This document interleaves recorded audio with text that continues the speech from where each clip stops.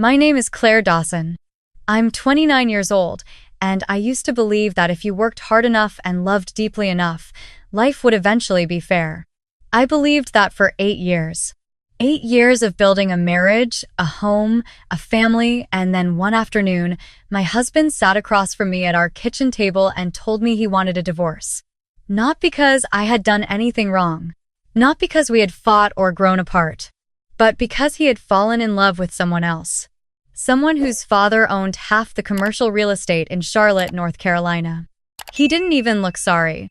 He just slid a folder across the table, told me his lawyer had already drawn up the papers, and asked me to sign before the end of the week.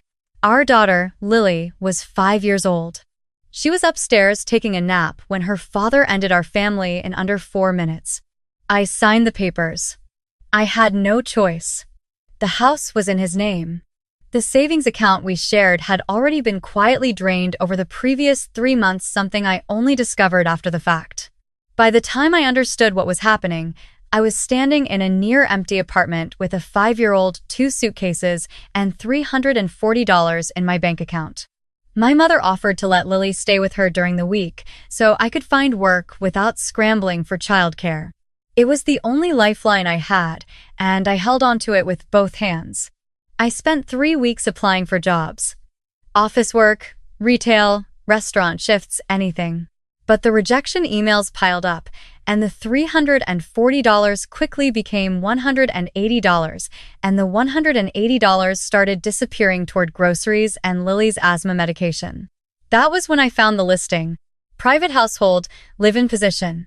Personal assistant and companion for an elderly woman, retired businesswoman, private estate in Asheville. Competitive salary, room and board included. Discretion required. Previous applicants have not lasted. Serious inquiries only. Every other person who read that listing probably scrolled past it. The phrase previous applicants have not lasted was not exactly a selling point. But I read it 3 times, thought about Lily's face, thought about the asthma inhaler I couldn't afford to refill next month, and sent my application that same night. 2 days later, I got a call. The voice on the other end was smooth, polished, and just slightly too friendly. He introduced himself as Derek Callahan, the grandson of the woman I'd be caring for and the person managing her estate. He asked me a few questions, seemed satisfied with my answers, and invited me to come for an in-person meeting the following Thursday. I arranged for my mother to keep Lily for the week, packed a bag, and drove 2 hours into the mountains.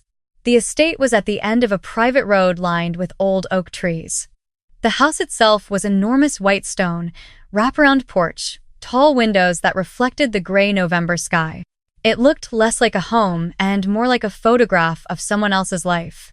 A man was waiting on the front steps when I pulled up. He was maybe 35, well-dressed, with the kind of easy smile that made you feel both welcomed and slightly uneasy at the same time. "Claire," he said, extending his hand. "I'm Derek. Thanks for making the trip." He walked me inside and gave me a brief tour of the kitchen, the sitting room, the library before leading me upstairs to meet his grandmother. He paused outside her door and lowered his voice. "I want to prepare you," he said carefully. "My grandmother's condition has been deteriorating for some time. She has good days and difficult days. On the difficult days, she can be resistant, verbally aggressive sometimes. She's refused to cooperate with the last 3 companions we brought in." "What happened with them?" I asked. He smiled patiently. "They weren't the right fit. We're hoping you'll be different." He opened the door. The woman sitting in the high-backed chair by the window was small and white-haired, wrapped in a wool cardigan despite the heat of the room. She looked up the moment we entered, and her eyes were sharper than I expected. Not foggy or distant. Watchful. "Grandmother," Derek said pleasantly, "this is Claire. She's going to be staying with us for a while." The woman looked at me for a long moment without speaking. Then she turned back to the window. "You can leave us," she said. It took me a second to realize she was talking to Derek, not to me. Derek's smile tightened almost imperceptibly. "Of course," he said. He left without another word. The silence in the room stretched for almost a full minute. Then the woman spoke, still facing the window. "Sit down, Claire." I sat. "My name is Eleanor Whitmore," she said. "I built a company from nothing over 40 years. I ran it alone after my husband passed, grew it to 11 locations, and sold it for more money than most people see in 5 lifetimes." She paused. "I'm telling you this not to impress you, but because I need you to understand something. I am not a confused old woman." I didn't say anything. I just listened. She finally turned to look at me. The last 3 companions they brought in reported back to Derek. Whatever I said, whatever I did, he knew about it within the hour. Her voice was flat and certain. "I need to know if you're going to do the same thing." Something about the directness of it caught me off guard. I thought for a moment, then answered honestly. "I need this job," I said. "I have a daughter. I need the income. But I'm not interested in reporting your private conversations to anyone. That's not who I am." She studied me. "How old is your daughter?" 5. "Where is she while you're here?" "With my mother. She stays there during the week." She nodded slowly, as if she was filing that information away. "Good," she said. "At least you've already solved the problem most people create for themselves." I almost smiled at that. I got the job. I moved into the small guest room at the end of the second-floor hallway that evening. It was simple but comfortable: a single bed, a writing desk, a window overlooking the back garden. I called my mother to check on Lily, listened to Lily tell me about a drawing she'd made of a purple horse, and after we hung up, I sat quietly for a long moment, reminding myself why I was there. The first week was an adjustment. Eleanor was not easy. She had her routines: specific times for tea, specific books she wanted read aloud in the afternoons, specific topics she refused to discuss. She pushed back on almost everything, not out of confusion, but out of habit. She was a woman who had controlled her own environment for decades, and she was not willing to simply hand that control over to a stranger. But I was patient. I'd learned patience from 8 years of a marriage that required it constantly. By the end of the second week, something shifted. We were sitting in the library one evening. I was reading. She was working on a crossword puzzle when she suddenly said, without looking up, "You're not easily rattled." "No," I said. "That's useful," she said, and went back to her puzzle. It wasn't exactly warmth, but it was something. Derek visited every few days. He was always pleasant on the surface, brought flowers once, brought pastries from a bakery in town another time. But every visit followed the same pattern. He'd spend a few minutes with Eleanor, asking broad questions about how she was feeling, and then he'd find a reason to pull me aside and ask how she had been behaving. Had she been agitated? Had she said anything worrying? Had she mentioned her will? I gave him neutral answers. Eleanor was fine. She had good days and difficult days. No, nothing unusual. He seemed satisfied, but there was something behind his eyes during those conversations, a kind of careful calculation that I couldn't shake. About 3 weeks into my time at the estate, I started noticing something strange. On the mornings after Derek's visits, Eleanor was noticeably worse. Slower, more confused in her speech, more prone to losing her train of thought mid-sentence. It was subtle at first, easy to attribute to a bad night's sleep or simply a harder day. But it kept happening. Every time Derek came, within 12 hours Eleanor's clarity would drop. And then, gradually, over the following 2 or 3 days, she'd return to herself. I started paying closer attention. One afternoon, Derek arrived with a small paper bag from a pharmacy. He went straight to Eleanor's room, spent about 10 minutes with her, and left. That evening, when I brought Eleanor her nightly medication, a routine I had taken over from the previous caregiver, I noticed an additional pill in the small dish on her nightstand. It hadn't been there that morning. It didn't match anything in her prescribed regimen. I took a photo of it before giving her the rest of her medication and set the unfamiliar pill aside without saying anything. I told Eleanor there had been a small mix-up with the dish and that I was sorting it out. She gave me a long look but didn't press. That night, I did some research. The pill didn't match anything I could identify, and I didn't want to jump to conclusions. But I couldn't stop thinking about the pattern. Derek's visits. The fog that followed. The questions about her will. 2 days later, Eleanor had one of her clearest mornings in weeks. She came downstairs on her own, made herself tea, and was sitting at the kitchen table reading the news on her tablet when I found her. When I sat down across from her, she put the tablet down and looked at me directly. "You've been watching me," she said. It wasn't an accusation, it was an observation. "Yes," I said. "And?" I hesitated. I thought about what I'd seen, what I'd noticed, what I didn't yet fully understand. And then I thought about the fact that this woman had looked me in the eye on my first day and asked me directly whether I could be trusted. She deserved the same honesty in return.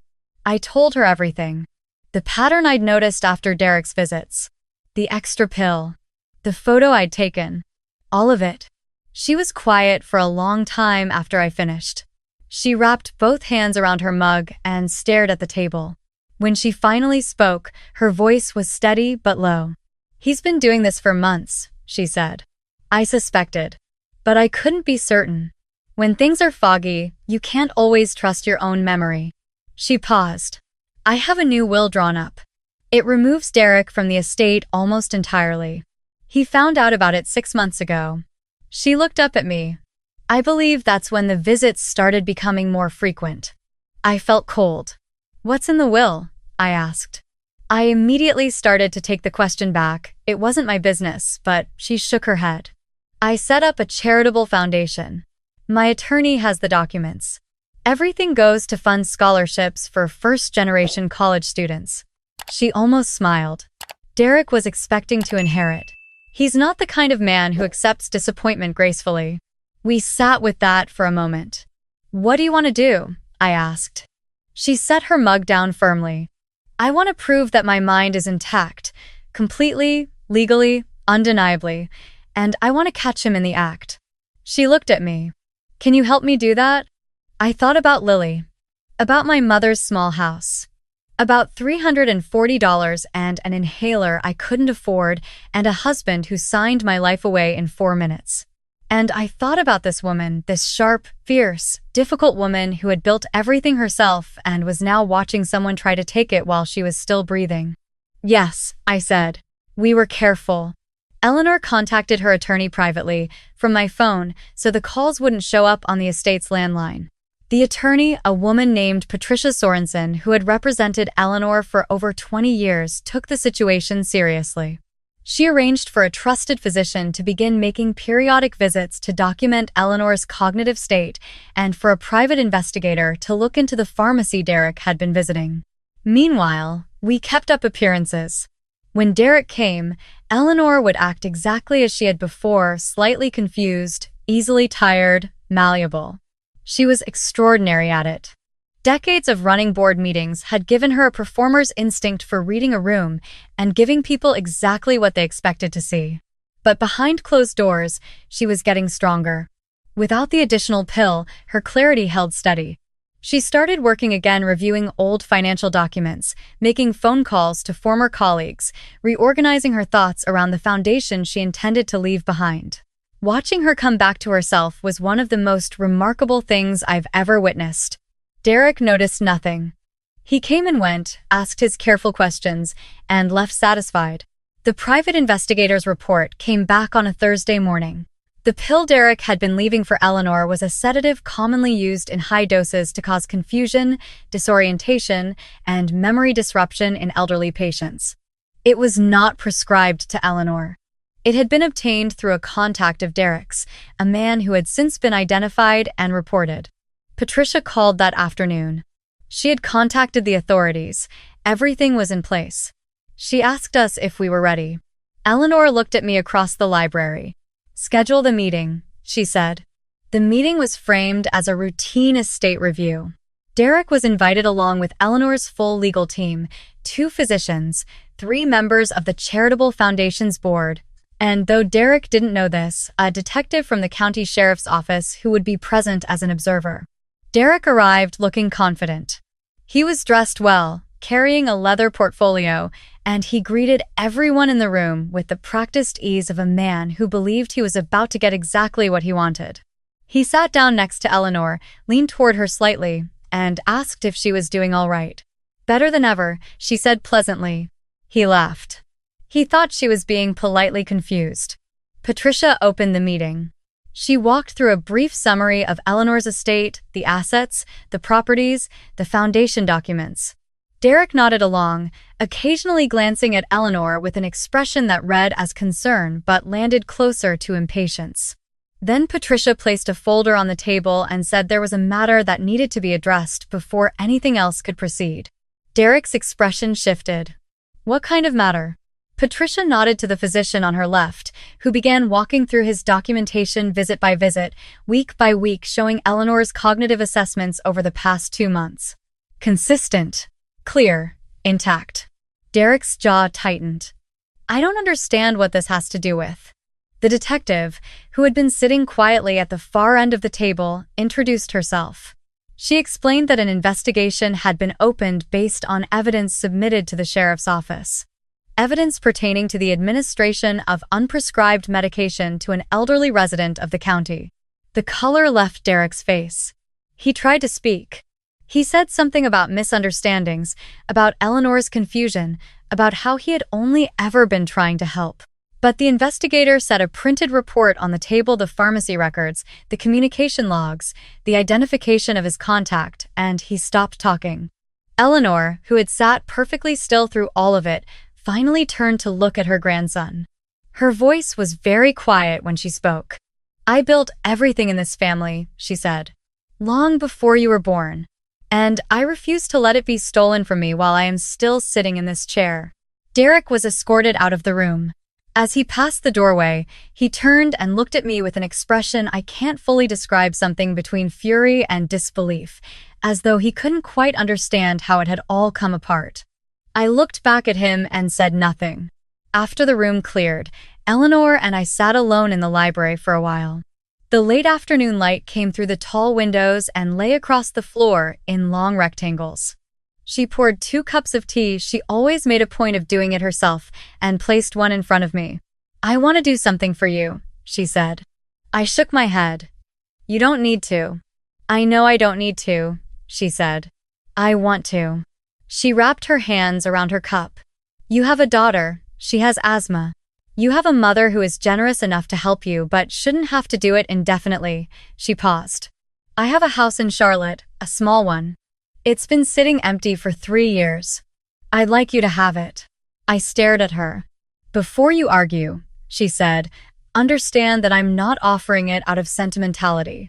I'm offering it because I have more than I need, because you helped me keep what was mine, and because your daughter deserves a home. She looked at me steadily. Those are sufficient reasons. I didn't argue. I couldn't speak for a moment, honestly. When I finally drove back to my mother's house and walked through the front door, Lily came running from the kitchen in her socks and threw her arms around my knees. I picked her up and held her tighter than usual, and she laughed and asked why I was squeezing so hard. Because I missed you, I said. She accepted that explanation completely, the way 5-year-olds do, and wriggled to get down and show me the drawing she'd made a purple horse, just like she described on the phone, standing in a field of somewhat chaotic-looking flowers. I put it on my mother's refrigerator with a magnet shaped like a peach. That night, after Lily was asleep, I sat at my mother's kitchen table and thought about everything that had led to that moment. The folder my husband had slid across our kitchen table. The $340. The listing I almost didn't apply to. The look in Eleanor's eyes on that first day, when she asked me directly if I could be trusted. I had gone to that estate with nothing to offer except honesty and patience and a reason strong enough to keep me from walking away. And somehow, that had been enough. I don't think life is fair. I stopped believing that the afternoon my husband handed me those papers. But I do believe that the right decision, made at the right moment, even when you're scared, even when you have nothing, can open a door you didn't know was there. Eleanor's attorney finalized the house transfer 6 weeks later. Lily picked out new curtains for her bedroom, yellow, with small white daisies. We moved in on a Saturday, and my mother helped us unpack, and at the end of the day we sat on the front porch and ate takeout pizza and watched the neighborhood get quiet in the early evening. It wasn't the life I had planned. It was something I never could have imagined, and in almost every way that mattered, it was better.